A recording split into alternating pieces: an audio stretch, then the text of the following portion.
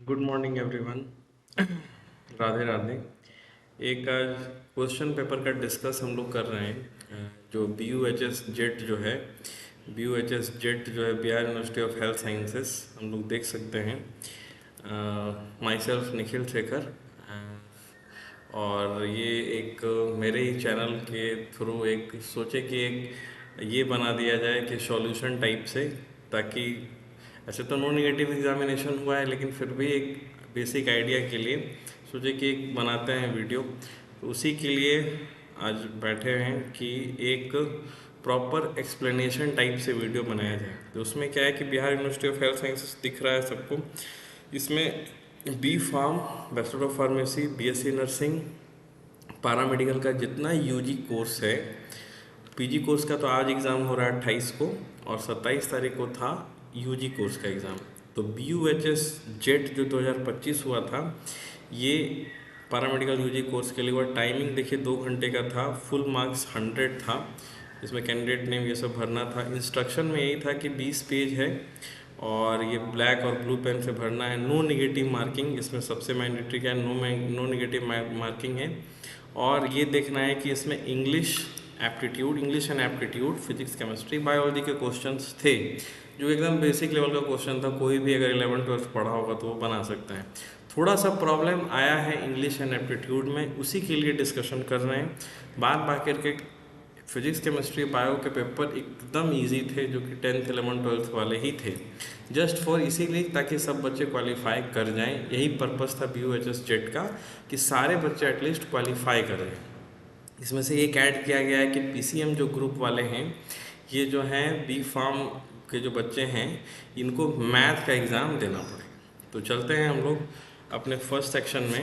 और सबसे पहला सेक्शन जानबूझ करके हम स्टार्ट कर रहे हैं इंग्लिश एंड एप्टीट्यूड, क्योंकि ये थोड़ा सा देखिए, सबसे बड़ा बात क्या है कि सारे बच्चे जो लोग दिए हैं एग्ज़ामिनेशन फर्स्ट टाइम, बिहार का ये कल्चर रहा है कि मतलब यहाँ पे इंट्रेंस कभी नहीं होता था। पहली बार इंट्रेंस लिया गया, चलिए ठीक है फॉर्मेलिटी से कि सही, लेकिन इंट्रेंस लिया गया, इसका मतलब ये है कि वो बताना चाह रहा है कि कम से कम कुछ क्वालिटी के बच्चे आएँ। डायरेक्ट एडमिशन्स किसी भी मामले में सही नहीं होता है। दूसरा बात कि एक लेवल के बच्चे आएँ जिनको एक बेसिक लेवल का ज्ञान हो, और इसीलिए इसको लिया गया है। लेकिन जो क्वेश्चंस डाले गए हैं इंग्लिश एंड एप्टीट्यूड के, आप देखिएगा कि जो लोग जनरल कंपटीशन का तैयारी करते थे, तो इंग्लिश बैंकिंग और एसएससी में आता है, और क्या कहते हैं एप्टीट्यूड में ये लोग करंट अफेयर्स देख रहे हैं डाला हुआ है। तो एक मायने है, करंट अफेयर्स अच्छा खासा पूछा हुआ है, ज़्यादा भी अच्छा नहीं पूछा हुआ है, लेकिन हाँ जिसने भी न्यूज़पेपर, जिसने भी मैगजीन्स, सोशल मीडिया या फिर न्यूज़ चैनल देखा होगा, वो कुछ क्वेश्चंस बनाया होगा। नहीं तो फिर सारे लोग तुक्काफिकेशन टाइप से कर दिए होंगे, क्योंकि सबको पता नहीं रहता है सब चीज़। क्योंकि बायो वाले हैं या मैथ वाले भी हैं, उतना अपडेट अवेयर आजकल नहीं रहते हैं लोग।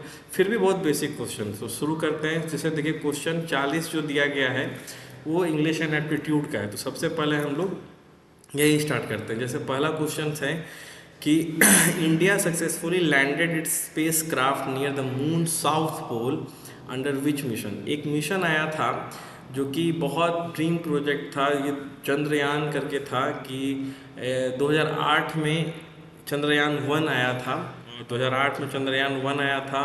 फिर चंद्रयान 2 आया। चंद्रयान 2 में एक आपको याद आ रहा होगा कि एक हमारे इसरो से ये सब कुछ करता है। इसरो में जो सिवन थे, चेयरमैन थे, जो कि बहुत रो रहे थे क्योंकि चंद्रयान 2 फेल कर गया था। वो लैंडर जो है गिर गया था और प्रॉपर लैंडिंग हुई नहीं थी। तो चंद्रयान 3 जो था, ये चंद्रयान 3 इकलौता ऐसा मतलब मिशन था जो कि साउथ पोल पे ये जो है उतरा था। और 14 जुलाई, हमको याद आ रहा है कि 14 जुलाई 2023 को ये लॉन्च हुआ था। सतीश धवन एक स्पेस लॉन्चिंग पैड है वहाँ पे, और सतीश धवन से ये लॉन्च हुआ था। और ये जो है लगभग 23 अगस्त को ये पहुँचा था।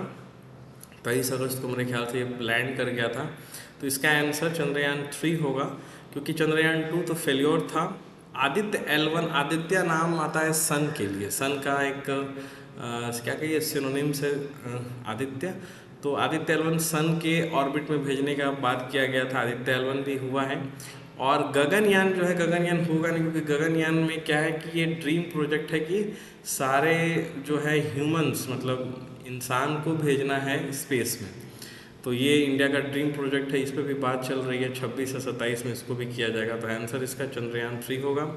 उसके बाद G20 समिट, G20 समिट 2023, देखिए कितना करंट से पूछा हुआ है। देखिए सारे क्वेश्चन 2023-2024 के क्वेश्चन उठाए गए हैं, क्योंकि एग्जामिनेशन किसका है, 2025 का एग्जामिनेशन, इसीलिए 23-24 का अपडेटेड ये पूछा गया है। अभी तो 26 चल रहा है, लेकिन 23-24 का करंट अफेयर्स ये पूछा है। G20 समिट में देखिएगा कि 2023 में पूछा गया है कि होस्टेड किस कंट्री ने होस्ट किया है। तो G20 क्या होता है कि G20 ग्रुप ऑफ 20 कंट्रीज़ का है, जो कि इकोनॉमी, वर्ल्ड इकोनॉमी में बहुत रोल प्ले करते हैं। अगर कहा जाए तो 85% ऑफ GDP जो है इन्हीं 20 के पास है। और 20 का नाम कोई ज़रूरी नहीं है याद रखना, लेकिन जो लोग जनरल कंपटीशन का प्रिपरेशन करते हैं, सिविल सर्विसेज का, उनके लिए ज़रूरी है। और G20 मतलब एक तरह से कहा जाए कि ग्रुप है 20 कंट्रीज़ का। अभी तो 21वां भी ऐड हुआ है इधर ही 2023 में, वो अरेबियन यूनाइटेड जो है, अरेबियन कंट्रीज़ 2023 में ऐड हुए हैं। तो टोटल अभी 21 हो गया है। तो ये 2023 में जो था वो इंडिया में किया गया था। इंडिया में 2024 में अगर पूछता तो रियो डी जेनेरियो ब्राज़ील में पड़ता है, वहाँ किया गया था। और 2025 में जो है वो मेरे ख्याल से जोहान्सबर्ग में किया गया है, साउथ अफ्रीका में। ठीक है, moving to next question. The Aditya L1, देखिए वही रिपीट किया है। द आदित्य एल1 जो मिशन है वो किसके लिए है, तो सन के लिए है। आदित्य एल1 जो है, आदित्य एल1 भी जस्ट लाइक मिशन है, जिसमें कि सन के ऑर्बिट के पास में भेजा गया था। क्योंकि सन का जो ऑर्बिट के पास भेजना भी बहुत बड़ी बात है, क्योंकि वहाँ का टेम्परेचर काफ़ी हाई होता है। तो इसी के लिए इसको भेजा गया था, और काफ़ी अच्छे से ये भी हुआ, ये सक्सेसफुल रहा है। उसके बाद बोला गया है ब्रिक्स को लेकर के। ब्रिक्स क्या है, BRICS which country recently join BRICS as a new member, its expansion phase. देखिए इसमें पूछ रहा है क्या कि ब्रिक्स, बी से मतलब देखिए समझिए इसको, कि इसको हम हाईलाइट करते हैं थोड़ा सा। बी जो है ना, बी से क्या है, ये हाईलाइट नहीं हुआ, ये तो ये हो गया, हाईलाइट करते हैं थोड़ा सा, इसमें समझ में आएगा। ब्रिक्स जो है ना, ब्रिक्स में क्या कहा गया है कि BRICS, बी से ब्राज़ील, आर से रशिया, आई से इंडिया, सी से चाइना, एस से साउथ अफ्रीका। नया जो है इसमें बहुत सारे आए हैं न्यू मेंबर्स में। जैसे न्यू मेंबर्स में आपको ईरान है, UAE है, जितने भी वो जो मुस्लिम्स कंट्रीज थे, यूनाइटेड अरब अमीरात जो है, और इंडोनेशिया है, सऊदी अरेबिया, ये सब भी आया था। तो इसमें ऑप्शन में देखिए सऊदी अरेबिया दिया हुआ है, इसका मतलब सऊदी अरेबिया सही है। अर्जेंटीना नहीं होगा, तुर्की नहीं होगा, ग्रीस नहीं होगा, इसका आंसर क्या होगा, सऊदी अरेबिया होगा। जिसने भी लगाया है सही लगाया है। और अगर ऑप्शंस में अगर इसके अलावा जैसे इंडोनेशिया है, इजिप्ट है, UAE है, ईरान है, ये भी सही है, लेकिन ऑप्शन में सिर्फ आपके सऊदी अरेबिया है, तो सऊदी अरेबिया सही है। Theme of world health day, सबको पता है कि theme of world health day 7 अप्रैल को हम लोग मनाते हैं। और 7 अप्रैल को मनाने का पर्पस ये था कि WHO का वर्ल्ड हेल्थ ऑर्गेनाइजेशन 1948 में बना था, उसी के पर्सपेक्टिव में हम लोग हर एक साल वर्ल्ड हेल्थ डे मनाते हैं। वर्ल्ड हेल्थ डे में हम लोग हर एक साल थीम देते हैं। तो हर साल का थीम उस साल क्या था, उस साल थीम जो था माई हेल्थ माई राइट था। तो देखिए वर्ल्ड हेल्थ डे का थीम था माई हेल्थ माई राइट, लेकिन कोई भी ऑप्शन में नहीं है। यहाँ पे ट्विस्ट किया क्वेश्चंस को, यहाँ ट्विस्ट किया कि फोकस प्राइमरली मैंने किस पे फोकस किया गया, तो फोकस जो था UHC, यूनिवर्सल हेल्थ कवरेज पे फोकस किया गया था। हेल्थ इक्वालिटी पे भी फोकस किया गया था, आपको फंडामेंटल राइट्स पे भी फोकस किया गया था, मेंटल हेल्थ पे भी फोकस किया गया था। तो देखिएगा ध्यान से कि इसमें हमको ये लग रहा है कि दोनों ऑप्शन जो है आपका ये सही है। एक आपका मेंटल हेल्थ भी सही है, इसमें आप देख सकते हैं साइट पे जा कर के भी 2024 का। तो दोनों में इसके लिए आंसर सही होगा। दोनों में से कोई भी जो लगाया होगा वो सही, या तो इसको बोनस कर देगा, या तो ये दोनों में से कोई भी ये आंसर सही होगा। Next question, India recently launch the digital personal data protection act. क्या हुआ था ना कि डिजिटल फ्रॉड, डिजिटल अरेस्ट, ये सब बहुत हो रहा है इंडिया में, क्योंकि सब यूपीआई ट्रांजैक्शन कर रहे हैं, सारा कुछ कर रहे हैं। तो उसके लिए इंडियन गवर्नमेंट ने एक एक्ट लाया था, डीपीडीपी, शॉर्ट में उसको डीपीडीपी एक्ट बोलते हैं। और ऑब्वियस सी बात है कि डीपीडीपी एक्ट जो है अभी के रिसेंटली में 2023 में आया है, तो इसीलिए इसका आंसर जो है डीपीडीपी का आंसर क्या है 2023। कोप, कोप जो है सीओपी, कन्फ्रेंस जो है इसका नाम पूरा है conference of parties. Conference of parties एक तरह से कहा जाए बहुत टाइम से ये चल रहा है, कोप 27, कोप 26, कोप 28। ये क्या है ना कि क्लाइमेट चेंज पे मतलब एक कन्फ्रेंस होता है कि जलवायु परिवर्तन पे हो, कि मतलब उसको रोकने के लिए हम लोग इतना ग्लोबल वार्मिंग कर रहे हैं, धरती गर्म हो रहा है, ग्लेशियर पिघल रहा है, तो जो कार्बन का जो इमिशन है, कार्बन का इमिशन हम लोग जितना कम करें, CO2 का इमिशन जितना कम करें, उसके लिए हर साल कन्फ्रेंस होता है और कहीं कहीं होता है। जैसे जो 7th जो है, ये जो है कोप 28 जो हुआ था, ये हुआ था आपका यूएई में, यूनाइटेड अरब अमीरात।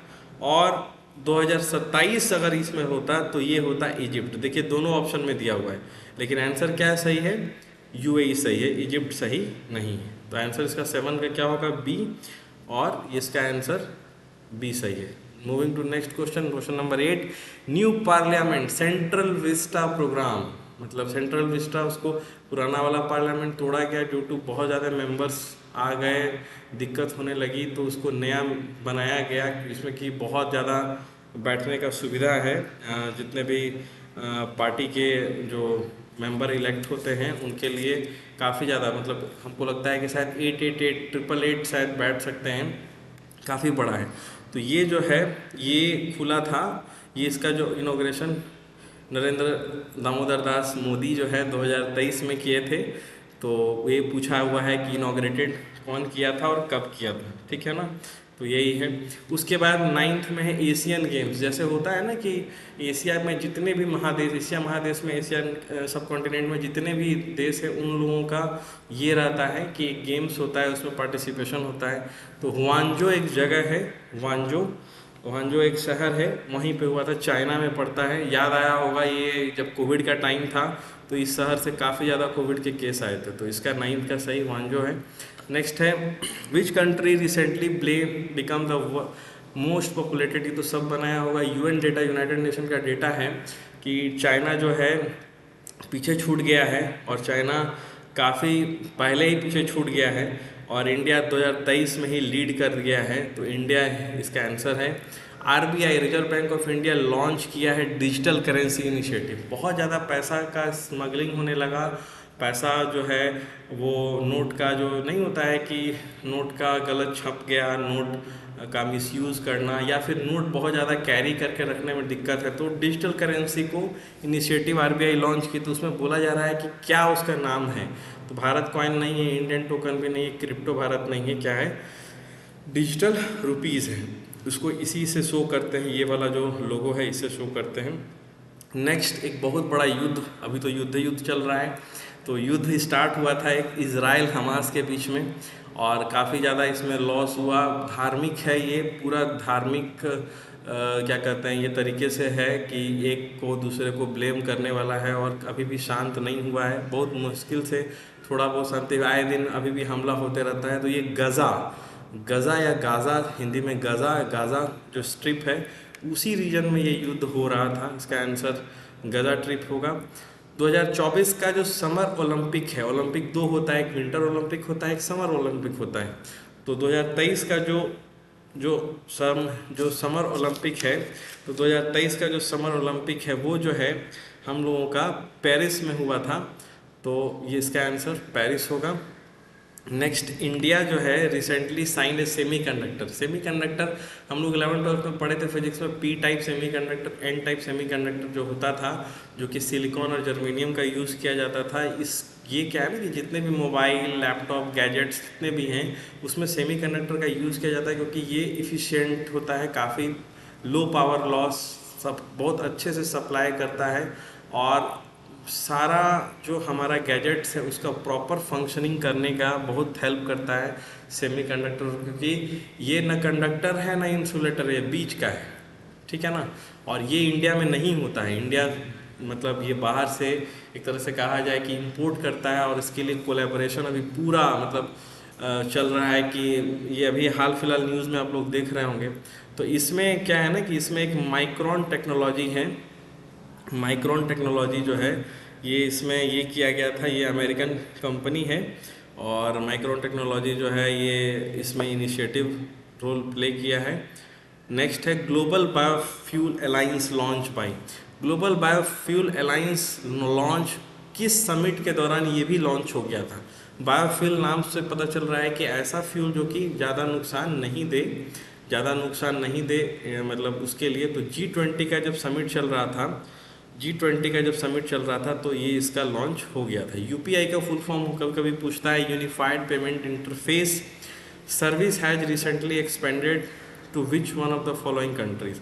बोला गया था कि इंडिया में तो यूज़ करते हैं लोग, बाहर में किस किस देश में यूज़ करेंगे, तो ये सारे देश में हम लोग यूज़ कर सकते हैं। तो इसका ऑल ऑफ दी अबव होगा।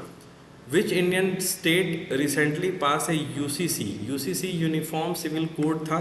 यूनिफॉर्म सिविल कोड एक बड़ा मतलब उस टाइम में, जिस टाइम में आया था ना, तो बड़ा बवाल हुआ था, धरना वरना सब हुआ था। यूनिफॉर्म सिविल कोड जो है वो एक तरह से उत्तराखंड में सबसे पहला था कि वो उत्तराखंड ही लॉन्च किया था। इसमें था ना कि जैसे रीजनल जो प्रैक्टिस है, मैरिज है, ट्रिपल तलाक पे था, पॉलीगैमी, एक से ज़्यादा शादी करना, ये सब पे एक था कि कॉमन बने, सबके लिए कॉमन रूल हो। इस पर बहुत सारा बवाल हुआ था, लेकिन फर्स्ट जो स्टेट है वो उत्तराखंड इसको लॉन्च किया है। नोबेल पीस प्राइज, नोबेल का शांति का पुरस्कार जो दिया गया था, किस क्षेत्र में दिया गया था उनको, तो नोबेल पीस प्राइज जो है वो नरगिस मोहम्मदी जो है ईरान के हैं।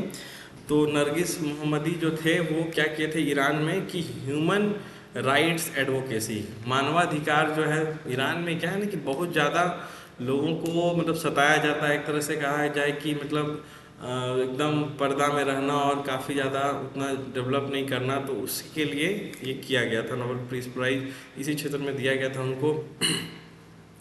इंडिया जो है सोलर मिशन आदित्य L1 जो सन के लिए था वो किस से भेजा गया है, तो श्रीहरिकोटा का नाम सब लोग जानता है, श्रीहरिकोटा से भेजा गया है।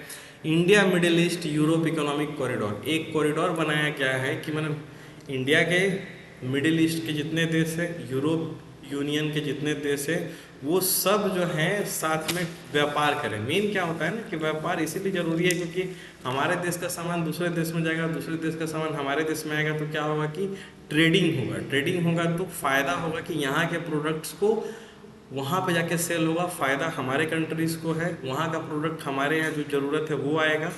तो एक्सपोर्ट एंड इंपोर्ट चलेगा, उसे ट्रेडिंग से, व्यापार से देश का बहुत ज़्यादा फ़ायदा होता है। तो ये भी पूछा गया था कि किस समय में ये हो रहा था, ये अनाउंस किस समिट के दौरान हो रहा था, तो G20 के समिट में हो रहा था। तो ये आपका जीके जीएस, जो जीके नहीं इसको बोलेंगे, करंट अफेयर्स का सेक्शन ख़त्म हुआ। इसके बाद तो 20 क्वेश्चंस ऐसे हैं जो कि सिंपल इंग्लिश के हैं, लेकिन इंग्लिश अच्छा इंग्लिश है, मतलब कुछ कुछ तो ईजी है, जैसे ये ईजी है, they have completed the project, इसका पैसिव बनाना है। तो ये तो ईजी है कि the project has been completed by them, ये ईजी था तो ये तो बन गया। उसके बाद है कि फ्रेज खोजना है कि ये कौन सा फ्रेज है, कि walking through the park she found the wallet. तो ये जो फ्रेज है, ये जो लोग पढ़े होंगे उनको पता होगा, ये नाउन फ्रेज में आता है। Choose the correct synonym of benevolent का मतलब वायलेंट, बेनीवायलेंट का सिनोनिम पूछा जा रहा है। सिनोनिम का मतलब सेम मीनिंग, तो बेनीवायलेंट का सेम मीनिंग जो है ये काइंड है, ठीक है। क्या select the correct conditional sentence. Conditional sentence में इफ सी स्टडी हार्ड, सी के साथ क्या ऐड करेंगे तो सी विल पास द एग्जाम। कुछ क्वेश्चन ईजी हैं। Identify the figure of speech, the classroom was a जू, तो क्लासरूम वाज ए जू, तो इसका फिगर करना है स्पीच का कि क्या बोलना जा रहा है। तो 25 का ये जो है मेटाफर इसको बोलते हैं। मेटाफर एक इंग्लिश में है, जो पढ़े होंगे उनको पता होगा।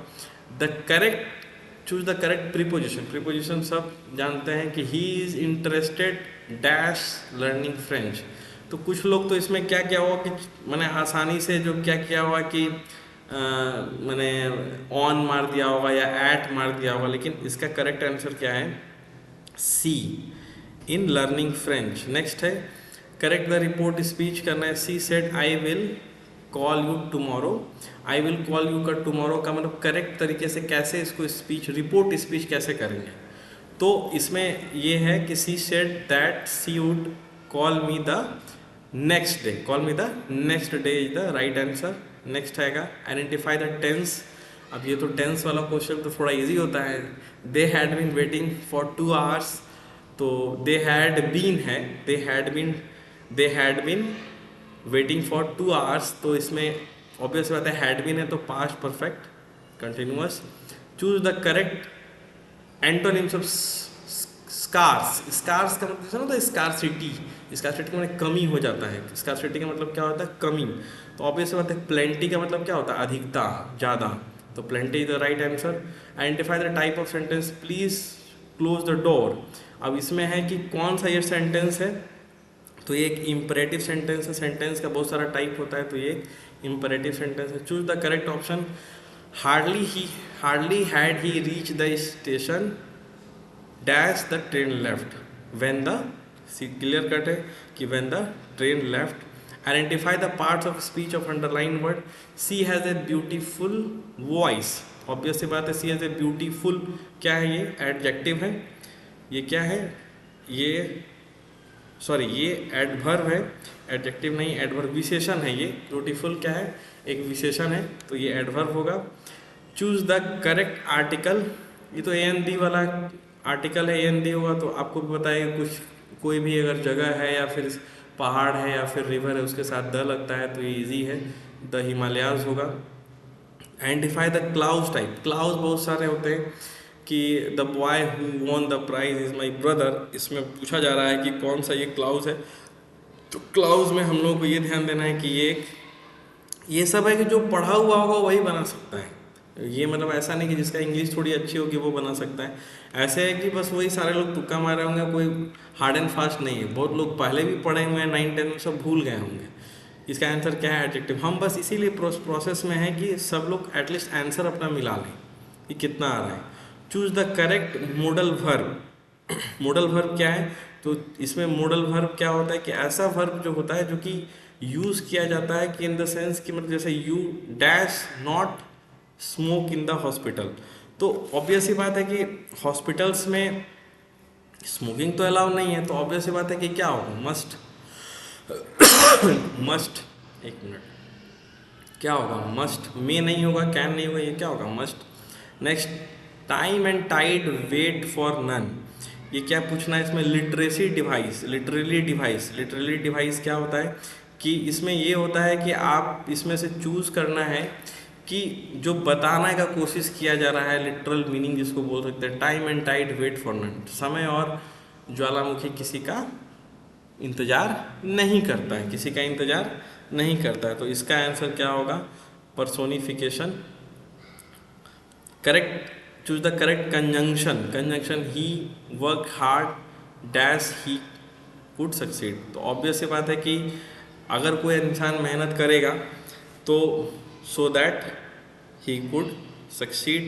Choose the correct form of verb. The news dash surprising. तो कोई भी न्यूज़ मतलब ना तो सरप्राइज करता है, तो न्यूज़ जब सरप्राइज करेगा तो ये सिंगुलर न्यूज़ जो होता है सिंगुलरिटी की तरह बिहेव किया जाता है। न्यूज़ में एस लगा हुआ है तो उसको ऐसा नहीं समझेंगे कि ये प्लूरल है, तो इसका आंसर क्या होगा? Is. Identify the correct type of narration. The story is told by character using I. I जो है, आई किसके लिए यूज होता है ये क्वेश्चन पूछ रहा है, तो इसका होगा फर्स्ट पर्सन। नेक्स्ट है 40, she is very good dash mathematics. अब देखिए इसमें सब लोग मारा होगा in mathematics, on mathematics, in mathematics, on mathematics, लेकिन आंसर क्या होगा? At mathematics. ठीक है, तो ये हमारा एप्टीट्यूड और इंग्लिश खत्म हुआ। अब देखिए बहुत हल्का हल्का question, dimension formula of force. F बराबर क्या होता है? सबको पता है, F बराबर ma होता है। F is equal to ma, एक मिनट, F बराबर ma होता है तो मास और इंटू एक्सेलरेशन, तो मास का m, एक्सेलरेशन का lt-2, तो ऐसे करके आप डायमेंशनल फॉर्मूला इसको लिख सकते हैं। तो इसका आंसर mLT-2, नहीं ये नहीं, mLT-2, ये वाला mLT-2। जब बॉडी मूव करता है यूनिफॉर्म वेलोसिटी के साथ, तो जब यूनिफॉर्म वेलोसिटी के साथ मूव करेगा तो ऑब्वियस सी बात है कि चेंज नहीं होगा, तो इसमें एक्सेलरेशन जीरो हो जाएगा। The work done is maximum F into S cos theta. F work done बराबर होता है F डॉट एस, तो डॉट प्रोडक्ट में कॉस लगता है, तो F dot S F S cos theta cos 0 1 होता है, तो इसीलिए इसका आंसर 0 डिग्री होगा, क्योंकि कॉस 0 1 होता है। तो मैक्सिमम फोर्स और डिस्प्लेसमेंट कैसे होगा, तो एफ एस कॉस थीटा होगा, तो सबसे ज़्यादा वर्क डन 0 डिग्री पे होगा। उसके बाद इसके वेलोसिटी सबको पता है कि कितना स्पीड से भेजेंगे, जो कि कितना वेलोसिटी से भेजेंगे जो कि उस एरिया से बाहर चला जाए, स्पेस से बाहर चला जाए, तो 11.2 किलोमीटर पर सेकेंड के रफ्तार से। इलेक्ट्रिकल पोटेंशियल का यूनिट सब बच्चों को पता है, वोल्ट है। ओम्स भी बराबर IR है। ये सब बहुत ईजी क्वेश्चंस थे, इसमें ज़्यादा दिमाग लगाने का ज़रूरत ही नहीं था। Magnetic field inside a long straight wire current carrying conductor, ये इंक्रीजिंग होगा। ये भी बहुत इजी क्वेश्चन है, जो लोग 11th 12th में पढ़े हैं उनके लिए बहुत आसान है। The frequency of India AC supply, सब जगह देश पूरे ऑल ओवर वर्ल्ड में 60 है, इंडिया में 50 है। ऐसा यूनिट ऑफ पावर जो है वॉट है। बायो क्वेश्चन, केमिस्ट्री का क्वेश्चन, फिजिक्स का क्वेश्चन ऐसे बनाने वाला है। The physics of bending, the phenomena of bending light when it is passes through one medium to another, जब लाइट आता है एक जगह से दूसरी जगह बेंड हो जाता है, उसको रिफ्लेक्शन नहीं बोलते हैं, उसको रिफ्रैक्शन बोलते हैं। बी जाएगा answer. The time period of simple pendulum depends upon L/G होता है, 2π/L/G होता है, T is equal to 2π/L/G। हाँ, तो ये L जो है लेंथ पे डिपेंड करता है, ठीक है ना। The first law of thermodynamics is based on, first law of thermodynamics conservation of energy पे है, इजी है भी।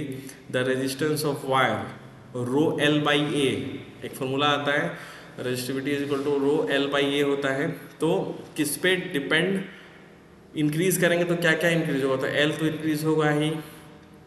ये भी है कि इंक्रीज करेंगे एरिया तो वायर का जो रेजिस्टेंस है वो कैसा होगा, तो इसका आंसर जो है उसी फॉर्मूला से आप इसको रिलेट करके बना सकते हैं। इसका आंसर डिक्रीज इन रेजिस्टिविटी होगा। The energy of the photon E बराबर h होता था, उधर मॉडर्न फिजिक्स में हम लोग पढ़े थे। E बराबर h या HF, F क्या है, फ्रीक्वेंसी है। चार्ज तो सबको पता है, 1.6 × 10⁻19 कूलम इलेक्ट्रॉन का चार्ज। सीरीज में क्या होता था, करंट जो है सेम होता है, सीरीज में करंट जो है सेम होता है ऑल पॉइंट्स पे, ठीक है। यूनिट ऑफ मैग्नेटिक फ्लक्स जो है वेबर होता है। मैग्नेटिक फील्ड स्ट्रेंथ का टेस्ला होता है, यही कंफ्यूज किया होगा सब। The refractive index of a medium is defined in the ratio of, तो म्यू जो है, म्यू किसके रिस्पेक्ट में करते हैं हम लोग, तो म्यू करते हैं वैक्यूम और मीडियम के रिस्पेक्ट में। When a body is in equilibrium the net force जो इक्विलिब्रियम में होगा, तो इक्विलिब्रियम में जब हो ही गया है तो नेट फोर्स एक्टिंग 0 होगा। The half life of radio active, half life जो होता है T हाफ लाइफ में कितना टाइम में वो हाफ हो जाता है रेडियो एक्टिविटी में शो करते हैं, तो वो किस पे डिपेंड करता है, नेचर ऑफ सब्सटेंस पे डिपेंड करता है। ये आपका फिजिक्स खत्म हुआ। केमिस्ट्री में SI unit of molar concentration, mole litre inverse concentration का जो यूनिट है। द नंबर ऑफ एटम 1 मोल में 6.022, ये सब बताने का तो ज़रूरत नहीं है, इतना ईजी है। ज़्यादा हार्ड एप्टीट्यूड और इंग्लिश था, ये सब तो बहुत ईजी है। The hybridization of C2H4, double bond होगा तो sp2 होगा। और विच लॉ स्टेट प्रेशर, सब लोग को पता है, pressure inversely proportional to volume, P inversely proportional to V जो है वो बॉयल्स लॉ में आता है। Oxidation number of peroxide, hydrogen peroxide इसका नाम है, इसमें -1 स्टेट में रहता है oxygen. pH of strong acid है तो ऑब्वियस सी बात है कि 7 से कम, बताया हुआ भी है, सबको पता है। ये मतलब कोई 10th 11th का भी बच्चा, 12th का भी बच्चा रहेगा तो आराम से सब 60 का 60 बनाएगा, फिजिक्स केमिस्ट्री बायो में 60 का 60 सही करके आएगा। Which of the following is noble gas, argon. The rate of reaction increase with increase, किसके बढ़ाने से रेट इंक्रीज हो जाता है, तो सबके बढ़ाने से इंक्रीज हो जाता है, विच फंक्शनल ग्रुप इज अल्कोहल, ये तो ऐसा ही दे दिया गया है OH। The molar mass of NaCl, इसका 23 होता है, इसका 35.5 होता है, 23 और 35.5 58.5। The shape of NH3 molecule trigonal panel, trigonal नहीं, पिरामिडल होगा। NH3 का जो शेप होता है वो ऐसे करके होता है, ऐसे करके जो है N यहाँ पे ये ऐसे करके होता है, इसमें ऐसे करके एक इधर और एक इधर।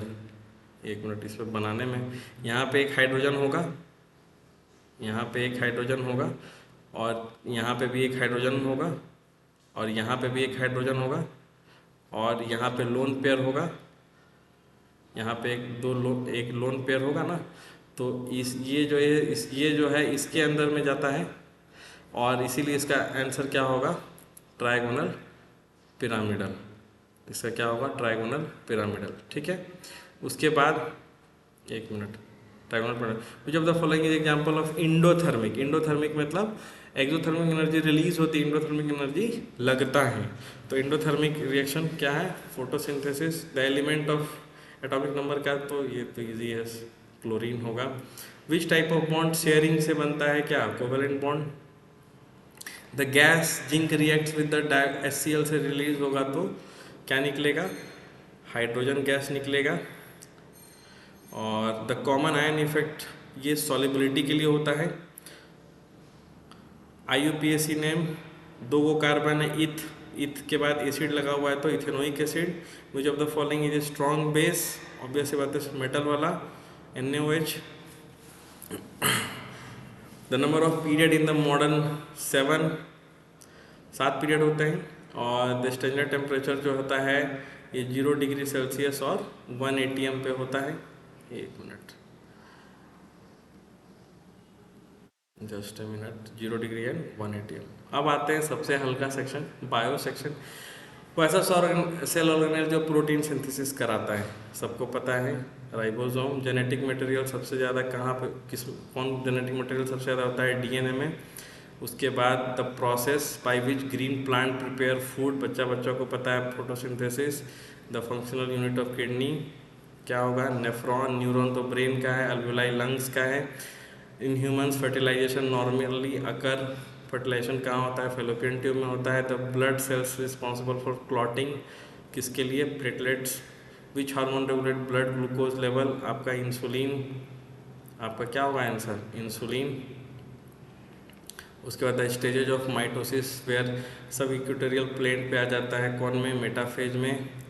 बेसिक यूनिट ऑफ क्लासिफिकेशन आपका स्पीसीज, सबसे छोटा species. The exchange of gases सबको पता है, alveoli. The phenomena of inheritance, बहुत महान scientist cross Johan Mendel, father of genetics. The which vitamin essential for blood clotting, सबको पता है, मीनाडायोन और मीनाडायोन, फाइलेक्विनोन, जो बोलिए विटामिन के।